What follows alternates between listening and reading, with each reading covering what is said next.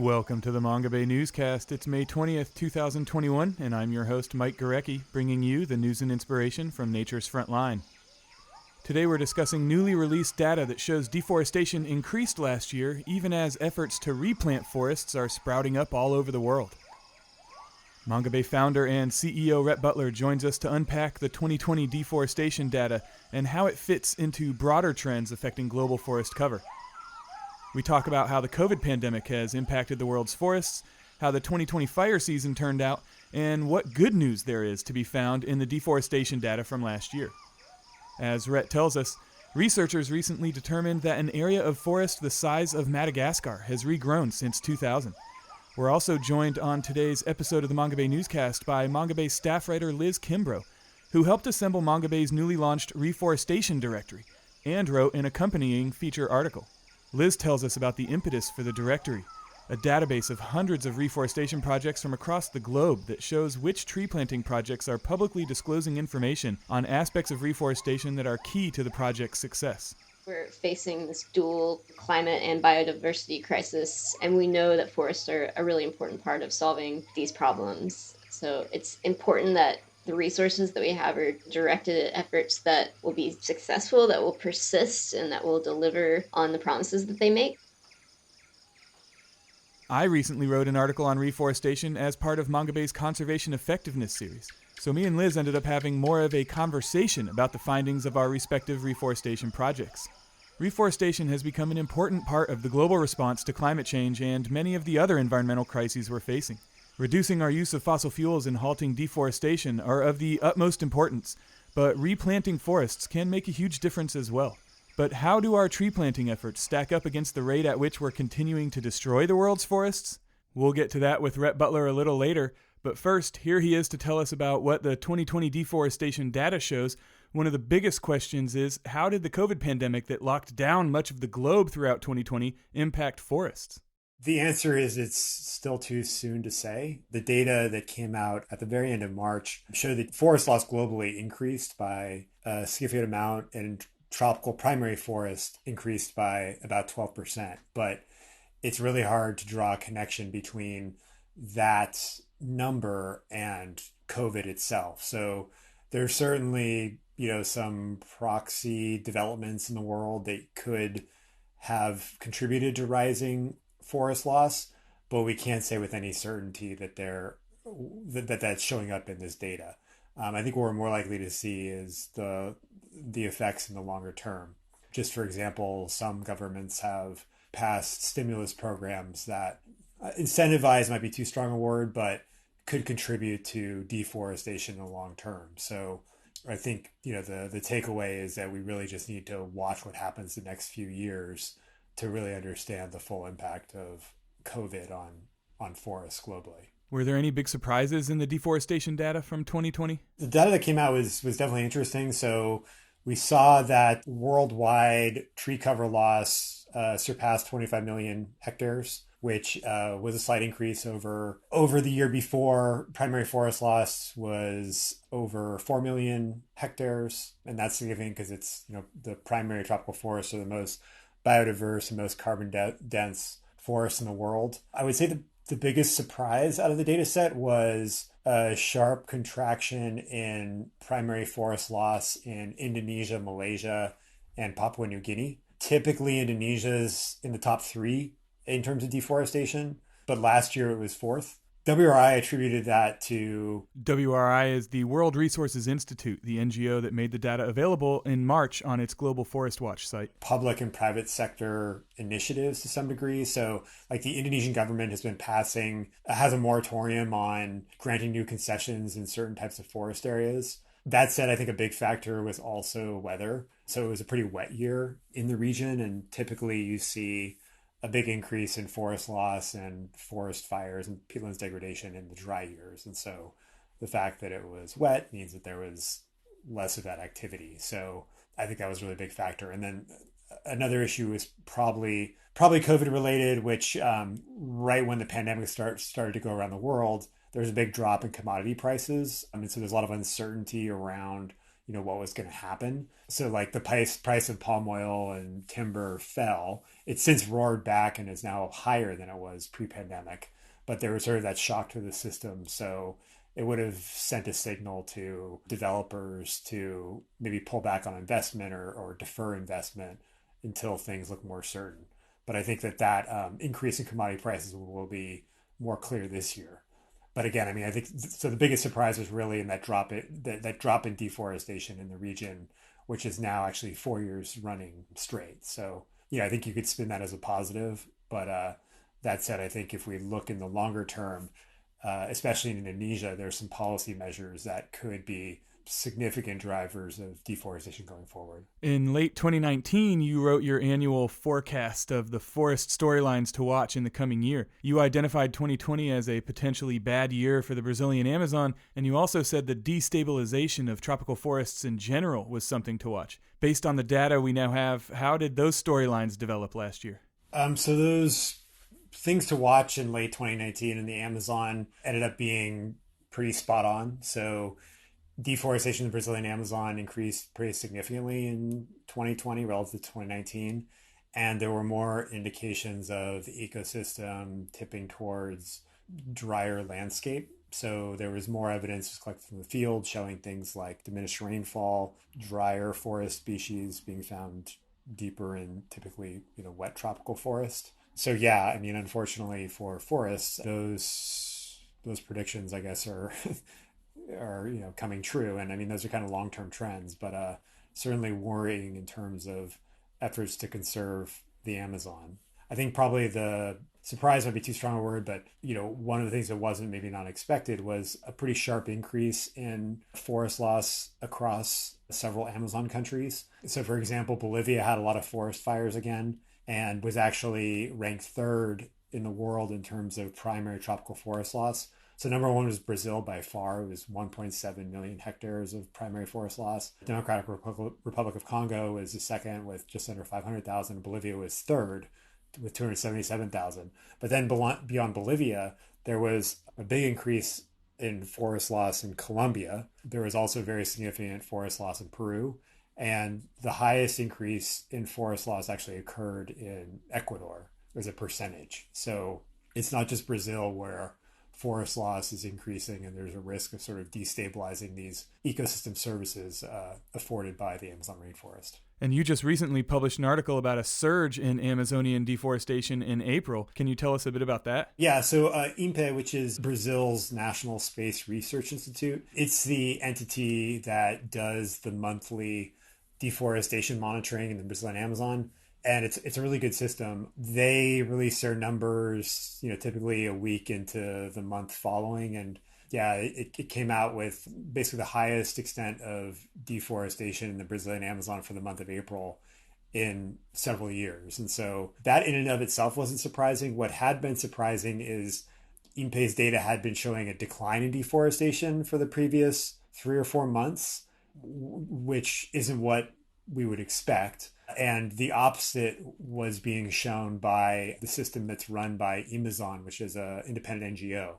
And so there's this kind of weird situation where Amazon was showing an increase in deforestation, whereas INPE was showing a decrease in deforestation. And that sort of discrepancy was unleashing some conspiracy theories about, whether the Brazilian government was being transparent. But the reality is this time of year is the rainy season, and so there's a lot of cloud cover. And so the data tends to be kind of noisy because satellites may not be seeing what's going on below the cloud cover. But that said, in April there was a very significant increase in deforestation that was detected. So deforestation in the Brazilian Amazon seems to be continuing on this upward trend that kind of dates back to 2012, 2013, but is dramatically accelerated under the Bolsonaro administration the past 2 years. It was almost exactly a year ago that you were last on this podcast because we had you on the May 13th, 2020 episode talking about the upcoming tropical fire season. How did that play out compared to expectations? So the fire season in the Amazon was bad again. So that was, spot on. The fire season in Southeast Asia was not bad because it was rainy. There's a significant amount of fire in the Congo Basin, but sort of wasn't at the level of, sort of what it was in the Amazon. So yeah, I mean, the fire trend is definitely continuing. There's also a lot of fire outside the tropics, of course. Like Australia last year, forest loss was up by, I mean, I don't remember the figure exactly off the top of my head, but it was a huge increase in forest loss in Australia. Australia lost 2.3 million hectares, or nearly 5.7 million acres of forest in 2020, according to Global Forest Watch data. Due to the fires that swept through the eastern part of the country, kind of at the tail end of, or I guess it was really mid 2019 to early 2020. So, some of that fire in Australia, did occur in the tropical parts of the country. If we look outside the tropics, there is a lot of forest fire. I mean, so I live in California, and last year was a very bad year for fires. Astounding levels of smoke and haze, and I mean, we were already locked inside with COVID, but we were locked inside with air pollution. The air pollution index over 300 around our home here, so it was very bad. And then there were also big fires in the Russian Far East that burned huge areas of boreal forest. So what, if any, is the good news coming out of the 2020 deforestation data? I would say the best news from a conservation standpoint would be the drop in forest loss in Southeast Asia. I mean, specifically Indonesia, Malaysia, and Papua New Guinea. So, and the fact that that's declined now for 4 consecutive years is, suggests it's not just a one-off. So I would say that's probably the most positive story. I think also the fact that deforestation did not increase, or forest loss did not increase in Paraguay, which has been kind of one of the world's leader in forest loss over the past 10, 20 years, was positive. So kind of bucked the trend of rising deforestation in other parts of Latin America. So overall, how does the 2020 data fit into the general trends you're keeping an eye on? The data from 2020 is pretty much consistent with the long-term trend, which is forest loss remains very high. Forests around the world are continuing to decline, and that forest loss is really concentrated in the world's most biodiverse and carbon dense forests, which are primary forests. So that's not good from a biodiversity perspective. It's not good from a climate change perspective, and it's also not good for the communities that depend on the ecosystem services that these ecosystems afford. And so a lot of indigenous communities are heavily dependent on primary forests for their their day-to-day livelihoods. And so the ongoing loss of primary forests is very significant and concerning from an ecological standpoint.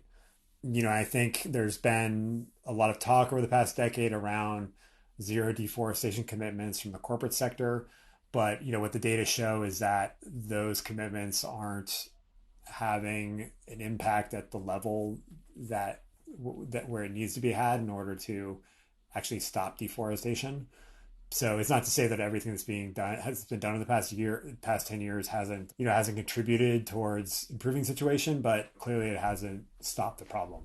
I mean, there's talk now, and the Biden administration is here, and there's a lot more talk about how to support conservation in places like the Amazon. But I think these are just really challenging issues to deal with, and there needs to just be a very concerted effort to address them, or else it's just going to continue. Speaking of the Biden administration, the U.S. elections that happened last November were one of the storylines you said to watch in 2020. The Biden administration has only been in power since January, but they've already made some significant environment and climate moves. How do you think that might impact global forests in 2021 and beyond? Well, I think that the fact that the Biden administration is serious about committing to addressing climate change is very important. So that's not only sort of domestic policy, but it sends a signal internationally. And the administration's also been talking about providing more support for reducing deforestation in other countries. So, I mean, for example, there's this talk about rallying $20 billion for helping reduce deforestation in the Amazon. Of course, there are politics involved. So, that means working with the Bolsonaro administration, which hasn't exactly been pro forest conservation. So it's hard to say exactly how those politics will play out. But I think at a high level, just the fact that the new administration is much more pro environment, pro addressing climate change is very important. I think it's often underappreciated to the degree to which other countries look at U.S. policy for informing their own policies. And so the fact that the U.S. is setting emissions reductions targets, reinstating protections for endangered species and taking these other measures is very significant. And that said, all this stuff is happening within a political context. And so, next year, the U.S. is having elections. And so if the Republicans take the House and the Senate, then a lot of the progress on sort of advancing the environmental agenda will probably maybe not die, but will be kind of blocked. And so there's no guarantees that sort of this agenda is going to move forward, just given the politics of the United States. On the other side of the Atlantic, Africa has some very important tropical forests that don't typically receive nearly as much attention as the tropical forests of Southeast Asia and South America. But Mongabay is scaling up capacity for reporting on Africa's forests. Do you want to talk a bit about that? Africa is a really critical place for forests. I mean, the world's second largest rainforest is in the Congo Basin, and forest loss in that region is increasing. It's increasing at a rate that's kind of the highest in the world among major tropical forest areas. So it's very important in terms of monitoring and biodiversity and climate change. And I mean, truthfully, Central and West Africa has always been kind of a gap for Mongabay. We haven't been able to do the kind of reporting they necessarily want to do because we didn't have a lot of capacity on the ground. So, I'm excited that we are going to be able to start increasing that capacity by adding a French bureau. And so currently Mongabay has bureaus for several languages and regions. French has not traditionally been one of those areas. For our French content, we've relied on translation. So that's adapting articles from English and other languages into French. But now we've hired a contributing French editor in Africa, who's going to be able to start doing original reporting in French and also start to build out a network of French first journalists across West and Central Africa. So what that means is that we're no longer going to be limited to working with journalists who can only write in English. We'll be able to start commissioning stories from journalists who write in French and may not even speak English. And so what that's going to do is it's going to give us a lot better network of contributors in the Congo Basin and other parts of Central Africa and West Africa to do reporting on these critical issues. And so it's very exciting for us to be able to increase that capacity to improve our coverage in the region.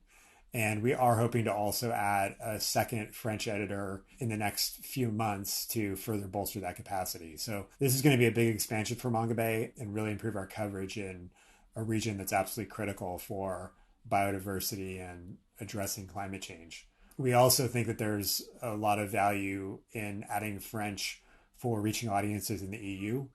The EU is very important because it's a major source of demand for a lot of tropical commodities, and governments in the EU and the EU itself have expressed an interest in adopting procurement policies that have safeguards around deforestation. So trying to apply zero deforestation concepts or an approach to the timber, palm oil, cacao, and other commodities that they're sourcing.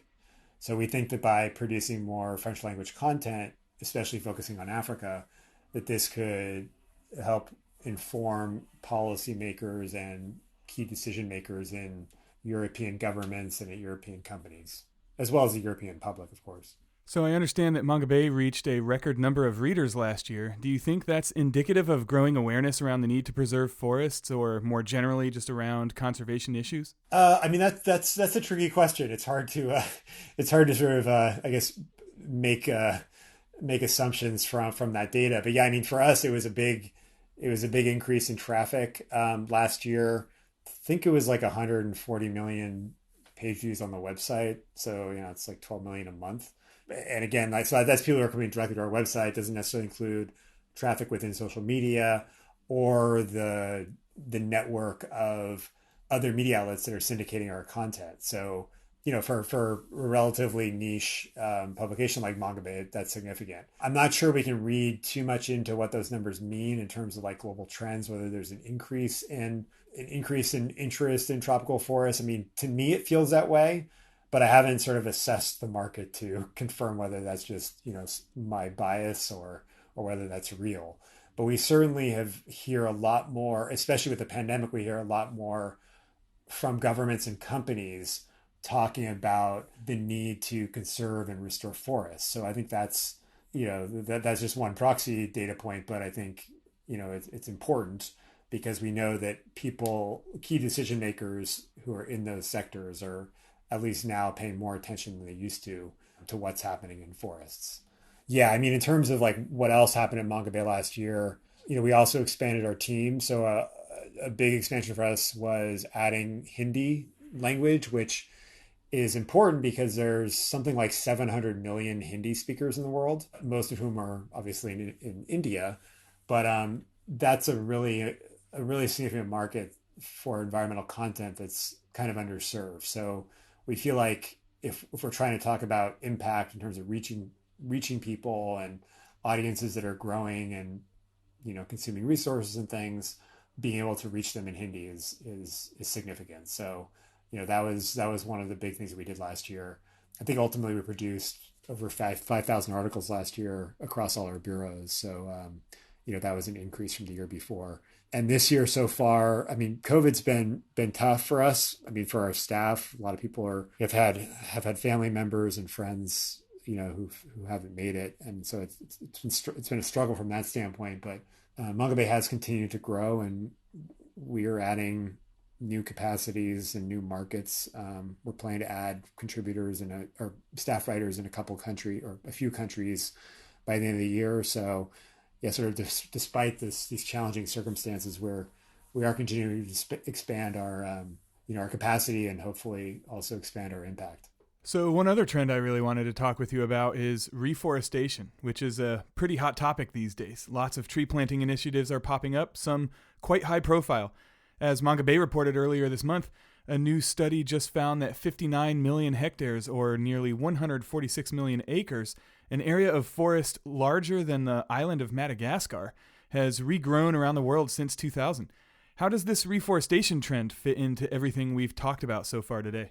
Yeah, so the data that tends to focus on forest loss, but this new assessment that came out, published by Trillion Trees, which is like a joint venture between a few large conservation groups. What it found was that the forest is recovering in some parts of the world. So this is a combination of both natural regeneration or recovery and intentional reforestation. And so this kind of buzz right now around reforestation, would go towards that, would be part of that part of that reforestation. And so certainly a very hot area. A lot of big names are talking about reforestation as a critical part of achieving climate goals. There's like the 1t.org, there's Trillion Trees, there's a whole litany of projects. But one of the challenges in this space is that if tree planting isn't well informed, it can have adverse consequences. And so I think it's very important for people to understand sort of like the nuance of tree planting, that it needs to be done right, or certain safeguards need to be followed, and there has to be good science behind it to ensure that the benefits outweigh the costs. So going back to the specific study that you mentioned, so yeah, that was a satellite-based assessment where they also then did ground surveys, and they found that 59 million hectares of forest, which is about the size of Madagascar, the island of Madagascar, has regrown all around the world over the past 20 years. That's a huge amount of land. I mean, let's just say that out front. But that said, primary tropical forest loss over about that same period of time was 65 million hectares. So that already outpaced the extent of regeneration. And by definition, the loss of that primary forest, which is more biodiverse and stores a ton of carbon, is not offset by the regeneration of 59 million hectares of forest. And if you want to talk about tree cover loss, that was 411 million hectares in that period of time. So like that recovery or intentional reforestation is less than 15% of that total tree cover loss during the period. So yeah, I mean, the headline seems like a happy story, but we need to look at the big picture and recognize that there is still a lot of forest loss that's happening. Yeah, certainly every expert I talked to for my piece on reforestation that just went up last week said that the first step in any reforestation initiative is to make sure that the drivers of deforestation in that area have been addressed. Yeah, I mean, so in that data that came out, there was some interesting components which showed that a lot of this reforestation or forest recovery is actually happening in areas that have high rates of deforestation. And so what it shows is that some of this deforestation is just temporary, and then it's abandoned. So that suggests that a lot of the deforestation isn't really that productive from like an economic standpoint or like a crop production standpoint. It's just like temporary deforestation that happens. Biodiversity is wiped out, the carbon is wiped out, and then you have forests recover or start to recover. But it's not going to be good for biodiversity, or I mean, it'll store carbon as it's growing, but it won't be good for biodiversity for then anywhere from 20 to 200 years out. So, I think like an economist would say, they might have feelings on one side or the other about reforestation or about deforestation, but I think many would agree that if you're just cutting down a forest temporarily and then wiping out, all the species and all the carbon and ecosystem services, and you're not really getting anything out of it, like, crop production or anything else, it doesn't seem like the best use of resources.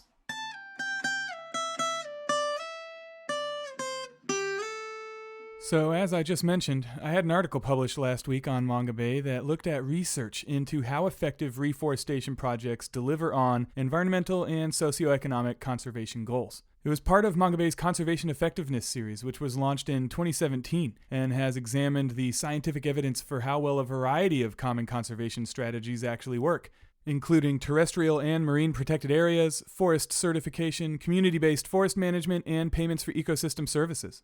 You can find the databases of research for every entry in the series at conservationeffectiveness.org, or check the show notes for this episode of the Mongabay Newscast for links to all of the conservation effectiveness articles, including my article on reforestation. As it turns out, my article and the database of research that informed it aren't the only reforestation projects Mongabay has launched recently. Staff writer Dr. Liz Kimbrough, who holds a PhD in ecology and evolutionary biology, just helped to build a database that collects information on hundreds of reforestation projects around the world.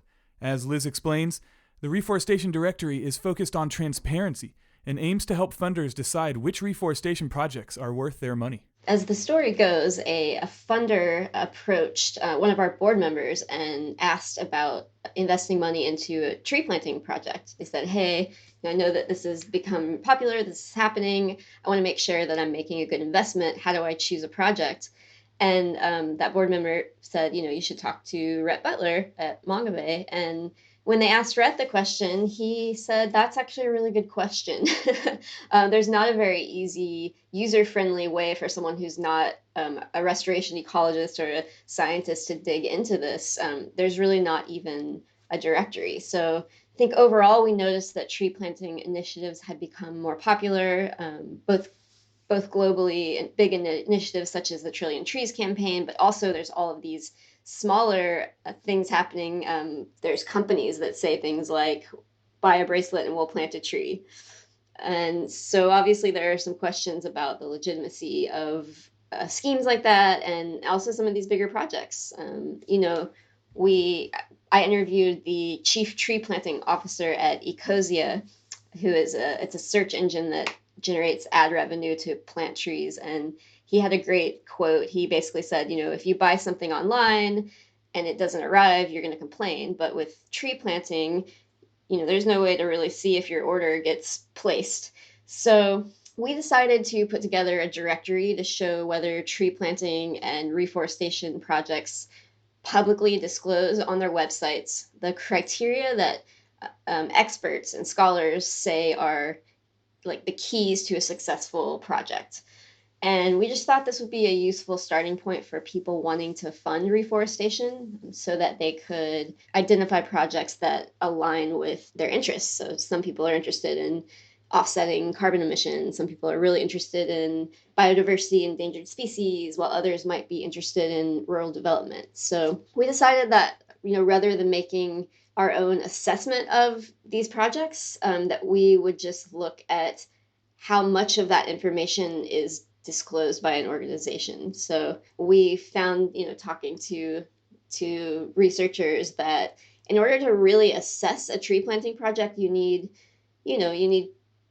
people that are trained in that, spending several months, and it's very resource intensive to really go and check out and vet a project on the ground. And there's hundreds and hundreds of projects globally, so we don't have the time and resources to do that ourselves. And so we decided instead to use this approach, this transparency approach. So how many projects are currently represented in the directory? Our Reforestation Directory is basically built on a 3-month research effort to record publicly available information, and we found in our searches more than 350 tree planting projects in 80 countries.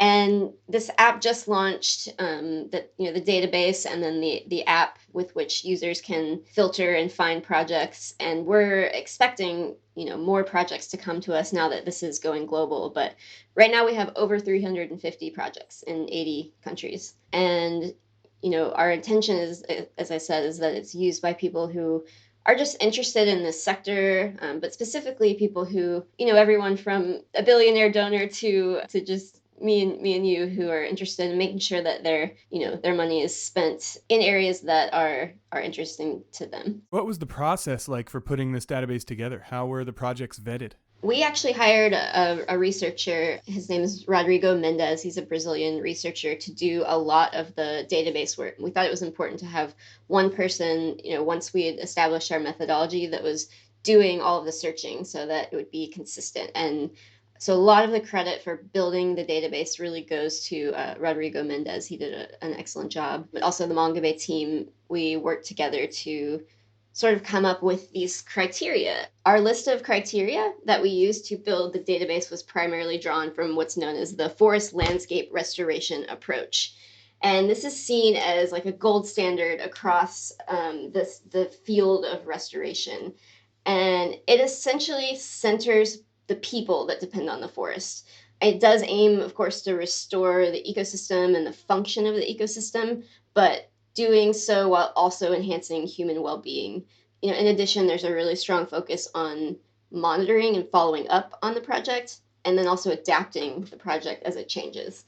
We might get into this more later, but you wrote an article that basically asked the question, is planting trees enough?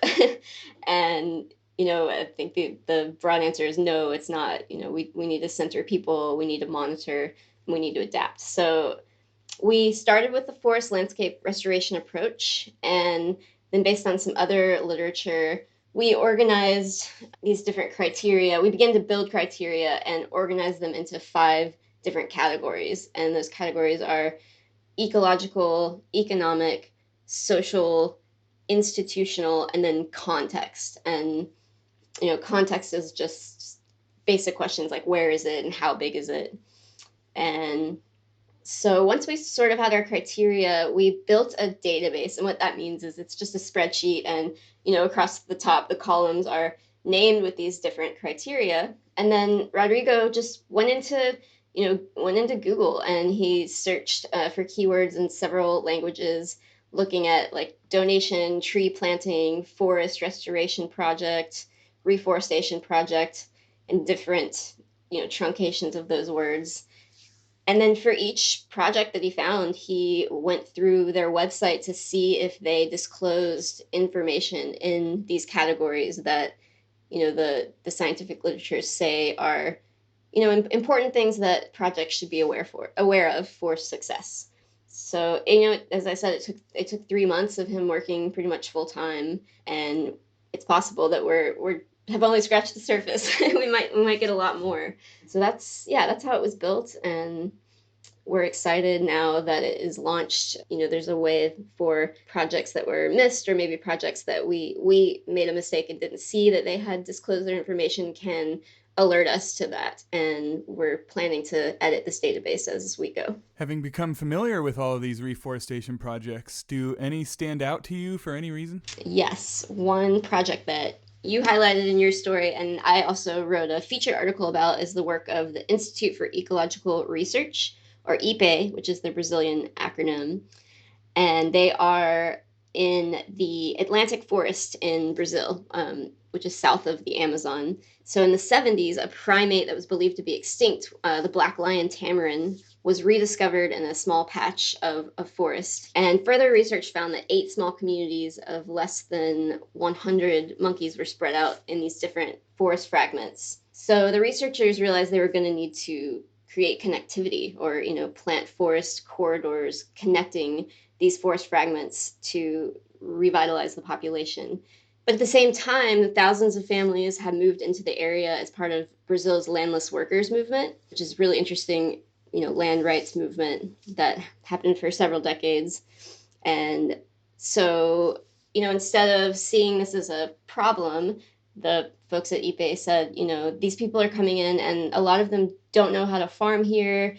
Basically a lot of their basic needs are unmet. They're coming from urban areas, or they're coming from different parts of Brazil, and they're not necessarily skilled in creating a livelihood here. So IPE really prioritized the needs of this community, both the landless workers who were given land. They were each family was given about 14 hectares of land, and then they also realized that the large landholders and the farmers in the region, according to Brazil's forest code, are required to have a certain percentage of their land forested.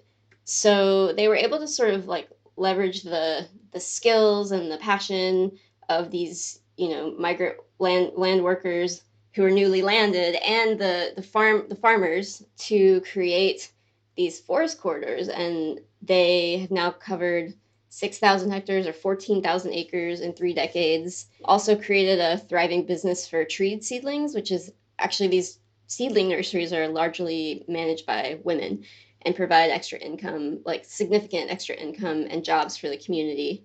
And the result of this has been an upgrading of the black lion tamarin from critically endangered to endangered. So there's now an estimated 1,800, up from 100. And also this project it's a pretty emblematic, applied conservation biology project, and also really illustrates those forest landscape restoration principles that I talked about earlier.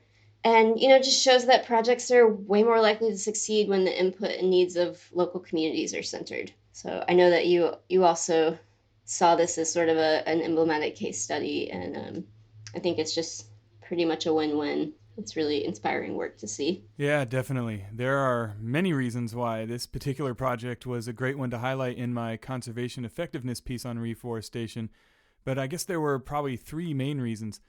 The first one is that the point when it comes up in my piece is about how context-specific reforestation projects need to be. That was a point that Pedro Brancalian, who's a professor at the University of Sao Paulo, as well as a forest restoration researcher and practitioner, emphasized to me when I spoke with him. There's no one reforestation or tree planting strategy that's going to work in all areas, which is why he thinks that the negotiations that need to take place between conservationists and project managers and government regulators and local community members is one of the most important parts of any project, and also maybe the most overlooked. Yeah, absolutely. There's no one size fits all. The Black Lion Tamarin project just really seemed like a perfect example of including all stakeholders in the project design and therefore getting the context right. The second reason it was interesting to me is that so many reforestation projects today, like Trillion Trees and many others, are mainly in response to climate change. Climate change is this overwhelming existential crisis that we're facing, of course, and here's a pretty easy message. Plant a tree and you can make a difference, help restore balance to the climate. It's obviously not as simple as that, but it is an effective message. I thought it was interesting to see such a high-profile and successful project that was targeted more at the conservation of wildlife. Restoring habitat for biodiversity isn't an uncommon goal for reforestation projects, but it's definitely the one you hear about the most these days. And then the third facet of the program is just how it benefited people as much as the environment and wildlife. And that's backed up by a study I quoted from in the piece, which found that farmers gained knowledge, income, and food security, and developed a sense of ownership and shared responsibility for protecting wildlife, conserving forest fragments, and restoring forests. So it just seemed like a really successful project. Another thing Pedro Brancalian said to me is that many tree planting projects seem to prioritize how many trees go into the ground, like that's the end goal in and of itself. And that's not a recipe for success. You've got to negotiate with all stakeholders, take the local context into consideration, and plant the right trees in the right place to achieve what you're trying to achieve with the Reforestation Project. And the Black Lion Tamarin Conservation Project seem to have done all of that really effectively. So that's why I highlighted it in my piece. Yeah, absolutely. Super good points. Yeah, and there's Laurie Cullen, who I interviewed for my story about this project. He's one of the directors at IPE, and I mean, he talks just economically. He says that this restoration process is a really strong income generating tool, and he said for every 1,000 hectares restored, they generate roughly 100 direct jobs, and that for every $1 million invested in planting native forests, that's 30 full-time jobs, which is actually 5 times more than the oil and gas industry in that region. Just economically makes sense. And I also found that the educational component of this project was really impressive and important, because they have classes and workshops and education both for kids and adults, and so that basically builds capacity for the community members to be a critical part of running the program and making decisions. So there's a lot of expertise and a lot of knowledge in that area, and making sure that the people who are coming in, that were the migrants and just the local farmers, are basically hip to all of the science and the economics and the business management, made it so that the whole community was vested, and they, everyone was able to come to the table and really generate a win-win for everyone. Including the Black Lion Tamarin, which has had its listing on the IUCN Red List of threatened species upgraded because of the efforts of this project. It went from critically endangered to endangered, so it's still endangered and clearly needs more work, but it seems like the way the project has been set up to engage the local communities, and the fact that they have successfully created this forest corridor to connect key habitat in different parts of the Atlantic forest, just all of that makes it really emblematic of everything I learned was essential to doing reforestation right. So I'm curious, do you feel that having put together the Reforestation Directory, are there any general observations or key points you can point to? Any similar features among successful projects or caveats around common pitfalls? Well, again, I want to be clear that this database doesn't make an attempt to assess whether or not a project is a good project or a successful project. We're really hoping to give people the tools to ask those questions and to really investigate for themselves. But, when talking to experts and looking at the literature, and even talking to people who, are working and operating some of these projects, I mean, clearly centering, prioritizing local community is key. It's a really key success factor. And then long-term commitment and follow-up. This work takes time and resources. It's expensive. As you said, it's not about just how many trees can we plant. It's how many trees survive. A tree that is there for a few years and dies does no good for climate or biodiversity. And so it's more than just putting trees on the ground. It's going in and, for the first few years, pulling out the weeds and making sure that the grass doesn't overrun the trees. It can take 5 or 6 years for the trees to make enough of a canopy that, other native plants are coming in and regenerating. So I think one of the reasons that the project in the Brazil's Atlantic forest that we talked about was really successful is that NGO had a long-term presence. They've been there for 35 years.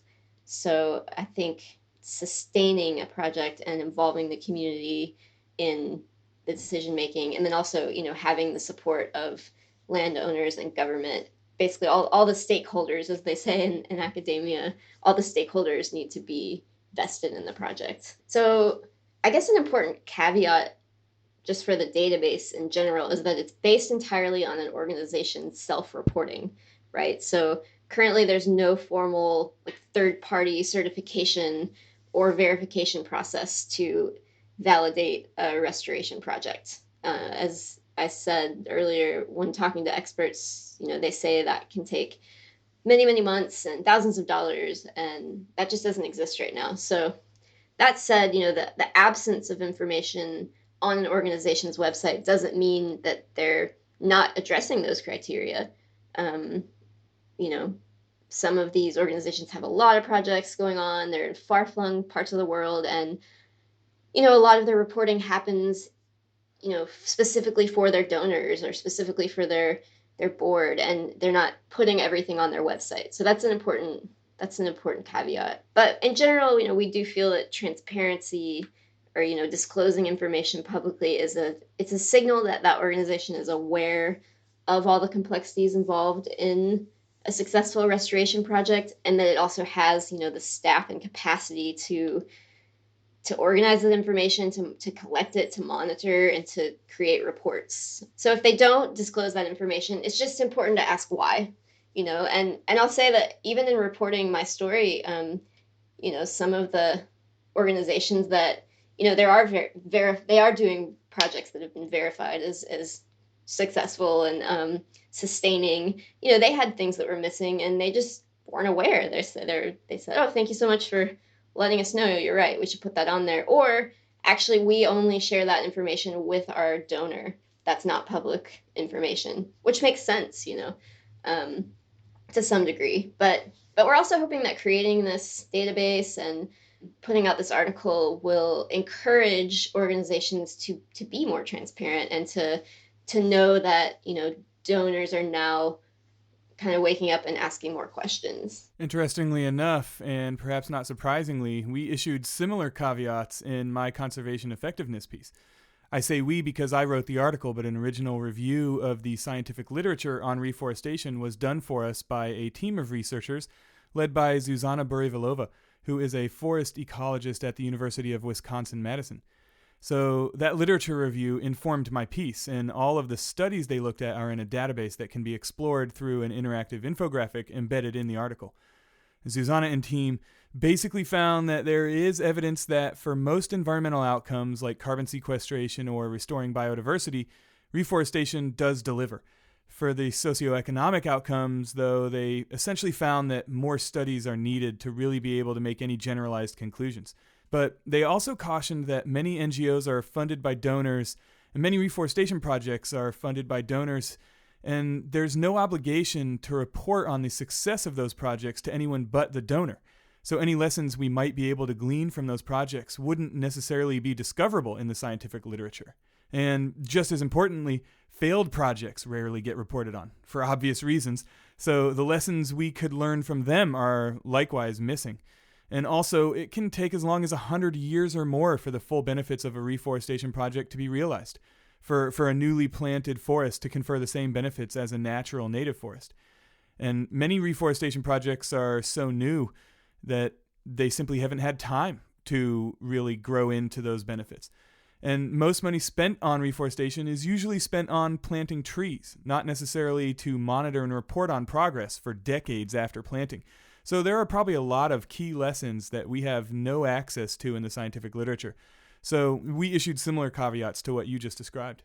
Right. And then I suppose a caveat to this entire, series on reforestation projects is that, yeah, reforestation, forest restoration are really important, but, not in lieu of reducing carbon emissions or protecting forests that are intact. So that was something that nearly everyone that I spoke to, people who have dedicated their life to replanting forests have said, this is not a silver bullet. We absolutely have to reduce emissions and we have to protect, what remains. So that's a caveat to the entire sector of reforestation. Absolutely. There have certainly been some grandiose claims about the effectiveness of planting trees at, addressing many of the environmental ills that we're seeing today.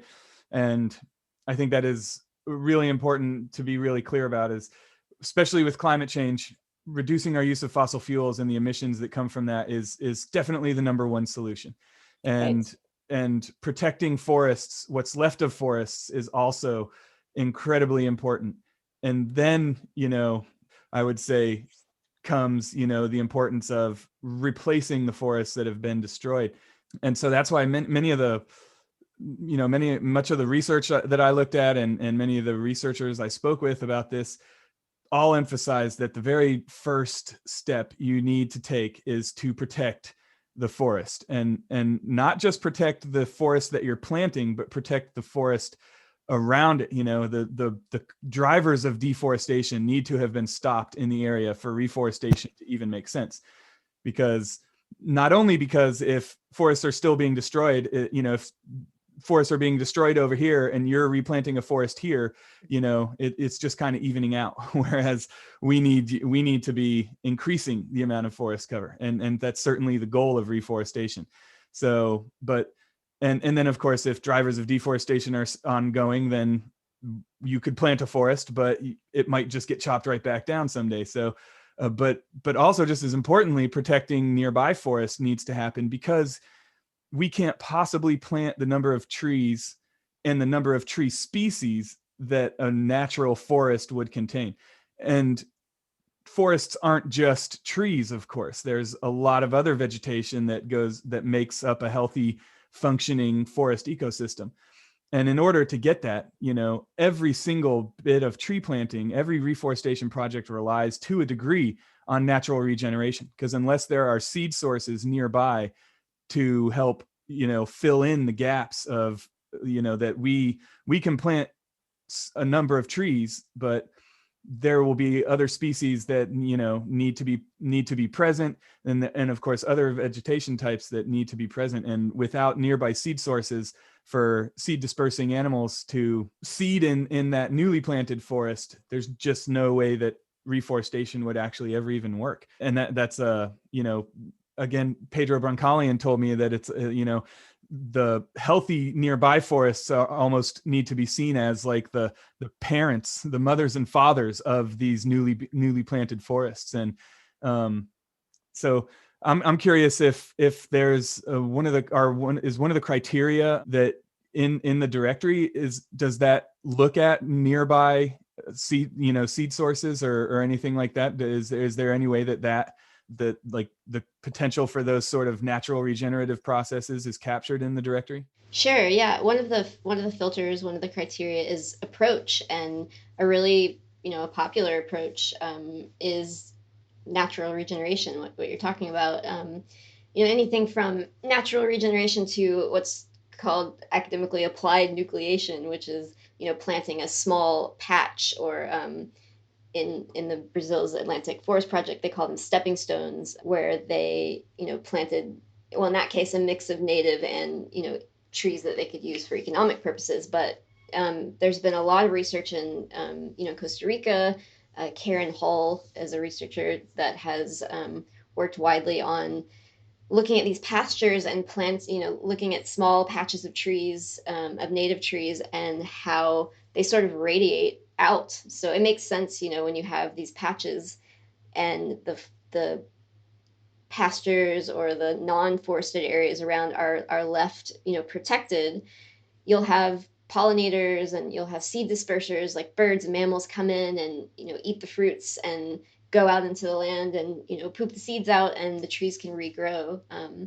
So Jessica Chalmers of We Forest, which is a organization that does a lot of reforestation around the world, she says that people love tree planting, but it's probably the thing that they do the least. She says they usually pick whatever method is going to be the most successful and the least resource intensive. So in Zambia, for instance, she said, no trees are planted because establishing nurseries takes a lot of water, which they don't have in some of their sites. And so their approach is to support farmers with alternative sources of livelihood, like beekeeping, while they allow their forests to regenerate, and that can mean protecting them, putting up fences, or coming in and pulling out weeds and, or non-native plants, and just allowing the forest and, nature to take its course. So that is a super effective method, and that sort of approach makes a lot of sense in some areas. So tell us how people can find the Reforestation Directory. Reforestation.app is the app in the database, and there's a landing page that'll explain the project and just take you right to a directory, and you'll see these things that sort of look like tree rings. So we worked with Visuality, which is a data visualization team out of the UK, and they helped us to build the site and also to make these pretty neat diagrams that are showing how much information is disclosed for each project within those 5 categories that we talked about. So yes, people can find these projects by going to Reforestation.app. So that's the database and the app. And then also along with that, there's a feature article that sort of explains our process and tells a little bit more about the categories. And that's right now on the Mongabay main page, but that article is called How to Pick a Tree Planting Project. Mongabay launches transparency tool to help supporters decide. So if you go to Mongabay and put in how to pick a tree planting project, you should be able to find the background information, and also the app is linked through there. Just to wrap up, will you say something about the importance of reforestation and how the directory might help? Well, obviously, we're facing this dual climate and biodiversity crisis, and we know that forests are a really important part of solving these problems. So it's important that the resources that we have are, directed at efforts that will be successful, that will persist, and that will deliver on the promises that they make. So we really hope this directory can help people to look deeper into where their money's going and to ask really solid questions about these projects. And, on some level, I also just find it extremely hopeful to see so many projects and to see that this has gained popularity. There's so many people out there doing this work, and it gives me a lot of hope. So I hope it also spreads hope to the people who encounter the database, and that people are able to make good decisions. If you enjoy the Mongabay newscast, we ask that you please help spread the word by telling a friend. That's the best way to help expand our reach and keep the show growing. Another way to help is by becoming a monthly sponsor via our Patreon page at patreon.com/Mongabay. We are a nonprofit news outlet, so just $1 or more per month would really help us offset production costs and hosting fees. So if you're a fan of our audio reports from Nature's Frontline, please head to patreon.com/Mongabay to learn more and support the Mongabay newscast. That's patreon.com/Mongabay. You and your friend can join the listeners who've downloaded the Mongabay newscast more than 250,000 times by subscribing to the Mongabay newscast wherever you get your podcasts from. Or you can download our app for Apple and Android devices. Just search either app store for the Mongabay newscast app to gain fingertip access to new shows and all of our previous episodes. And of course, you can read all of our news and inspiration from Nature's Frontline at Mongabay.com. Or if you prefer to keep up with us on social media, follow us at facebook.com/Mongabay. Or on Twitter and Instagram. Our handle is @Mongabay on both those platforms. Thanks as always for listening to the Mongabay newscast. I'm your host, Mike Gorecki, signing off. Talk to you again in 2 weeks.